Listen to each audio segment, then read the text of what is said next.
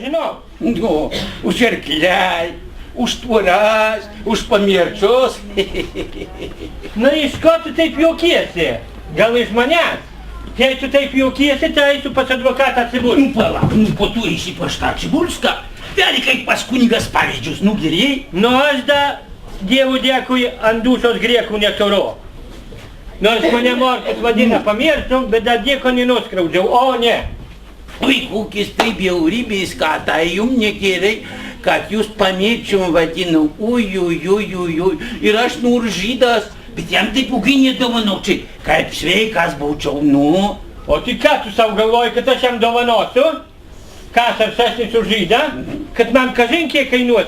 Nedovanosiu. Kad ir ubagų pasiliksiu, o turiu pastatyti ant savo. Na, žydė, varyk bylą. Nieko nesigailėsiu. Akcija vyko 1895 metais viename Lietuvos kaime. Du kaimynai Rimkus ir Morkus susipyko dėl tvoros ir pagaliau jie vienas kitam iškėlė bylą.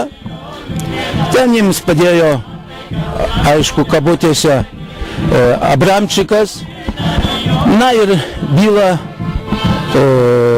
Rimkus pralaimėjo. Tai tiek trumpai apie tą bylą. Išeinu. Aprovizacijos, markės, apeliacijos, obligacijos, kodekšai čiviliški, kodekšai kriminališki, oi. Ai, o dar markė, kiek aš ant markėjų tik išleidau. Nežinau, kitam tai būtų tikrai taip nepadėvis. Nu, gerai, duosiu 30 rublių. Aš jūs noriu pagelbėti, ką man jūsų pinigai? Man jų nereikia. Duosit man veršėse, rūgėse, vištis, bulvės, nu ir taip išmokėsite, nu. A, sutinku. Na, tai gerai. Bylą dėl tvoros parašė Šimas Vaznelis, kuris gimė 1879 metais Valinčių kaime. Jis baigė Punsko rusišką mokyklą, vėliau mokėsi ir baigė Veiverų mokytojų seminariją. Nuo 1990 iki 1902 dirbo Varšuvos mokyklose, kadangi čia lietuviams nebuvo galima dirbti. Vėliau jis dirbo Senių Žiburo mokykloje, Lazdėjuose ir kitose vietovėse Lietuvoje. Mirė 1833 metais Lietuvoje. Jis parašė tarp kitko bylą dėl tvoros 1909 metais. Svetima žana mėroja. Oi, nepasiduok, Rimkau.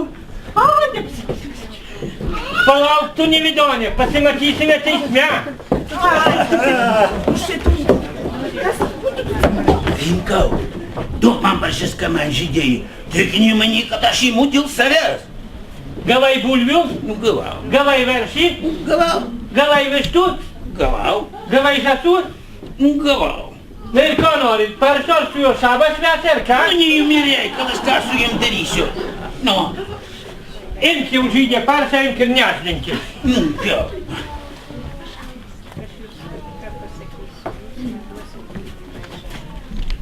Aš jumi ką pasakyčiau, dusi man bulvį maišas, tai reik užpyga gaus iš šitos bylos.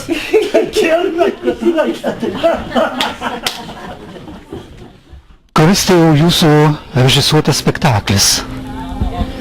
Neskaičiuoju, bet gal kokias 5.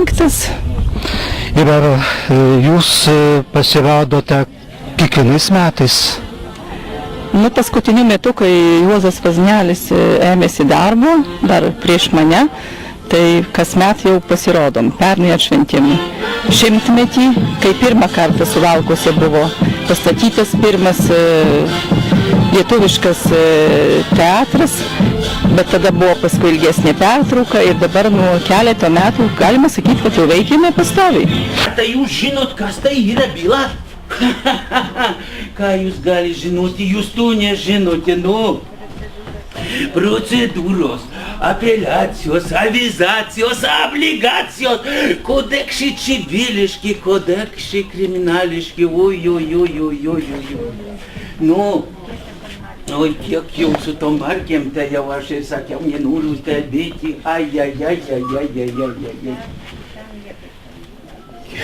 Nu, klausykit, Jonai. Jūs man dar užmokėsite prieš bylą, supranti? Nu, kodėl čia nesupranti, nu? Jūs man, jūs neturit galvos? Nu, Morkus atrodo, kad turi galvą, o jūs neturit? Nu, teisme nebus laiko, jūs turit man dabar užmokėti. Ką daryti, kad aš neturiu pinigų? Jūs tik nesijaudinkite, ir ant tų yra pagelba. Kokia pagalba, kad nėra? Yra. Nu, jūs galite pasiskolinti pas mane.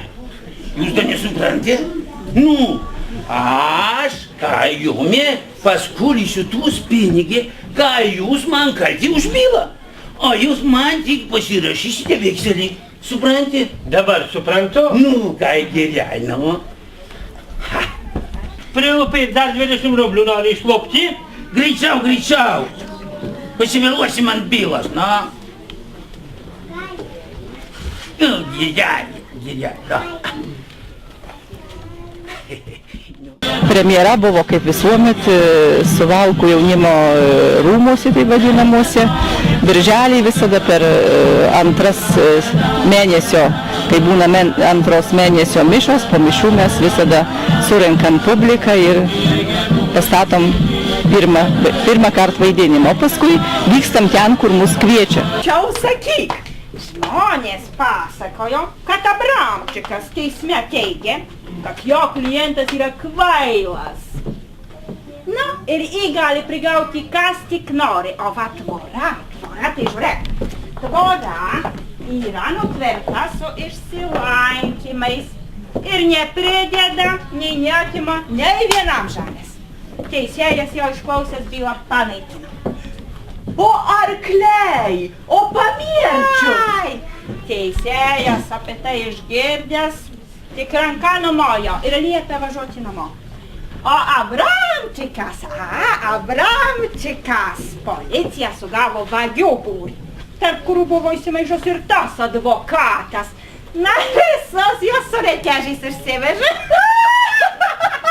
Bravo! Abramčikų gerai.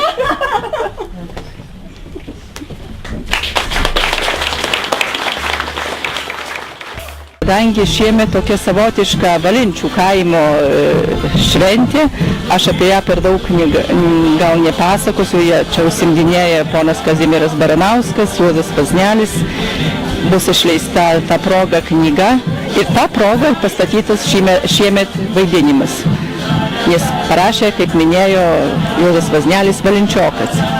Gal porą žodžių papasakotumėte apie jūsų dramos aktorius, kas jie? Nu, gana stabilus mūsų dramos būrelio sąstatas. Šiemet turėjom tikrai daug sunkumų, bet būtų buvusi didžiulė negarbė, jeigu po šaunaus 100-mečio būtum nutraukę savo veiklą, nes mūsų du pagrindiniai aktoriai, Kristina ir Petras Bobinai, persikėlė gyventi į Punską, kaip šiandien jau matėm, Petras vaidino jungtiniam vaidinime su Punskų ir su Seinais. Taip, kad buvo sunkumų su repeticijom tiesiog. Bet šiandien esam visi kaip vienas, taip kaip jau nuo keletos metų. Dėkui iš pokalbį.